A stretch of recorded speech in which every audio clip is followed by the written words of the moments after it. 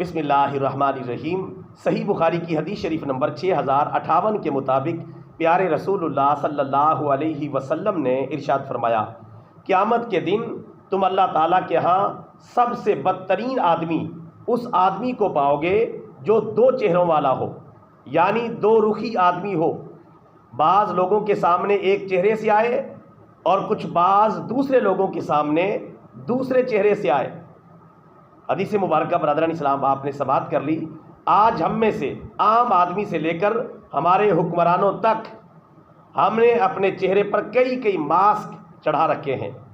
कुछ लोगों के सामने हम कुछ और तरह दिखते हैं और कुछ लोगों के सामने हम कुछ और तरह से परफॉर्म करते हैं।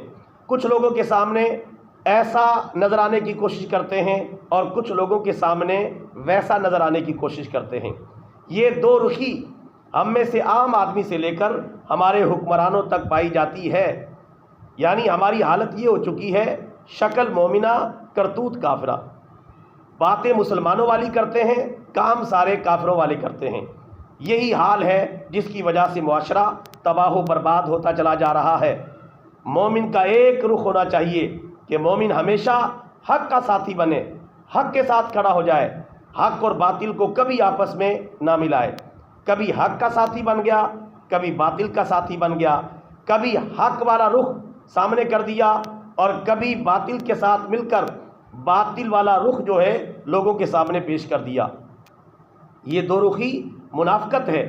ऐसा आदमी दो चेहरों वाला आदमी है कि कुछ के सामने कुछ नज़र आए और दूसरे कुछ लोगों के सामने कुछ नज़र आए।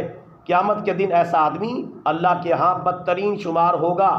लिहाजा हम सबको चाहिए अपने आप को दो चेहरों वाला आदमी बनने से बचाएं और हमेशा एक चेहरे के साथ हक के साथी बने रहें और कुरान और सुन्नत की तालीमात पर खुद भी अमल करें और दूसरों को भी इसकी दावत दें और हमेशा हक बात का ही प्रचार करें और बातिल के साथ कभी भी उसके हमनवा ना बने।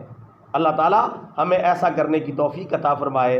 आमीन। वमा अलैना इल्लल बलागुल मुबीन।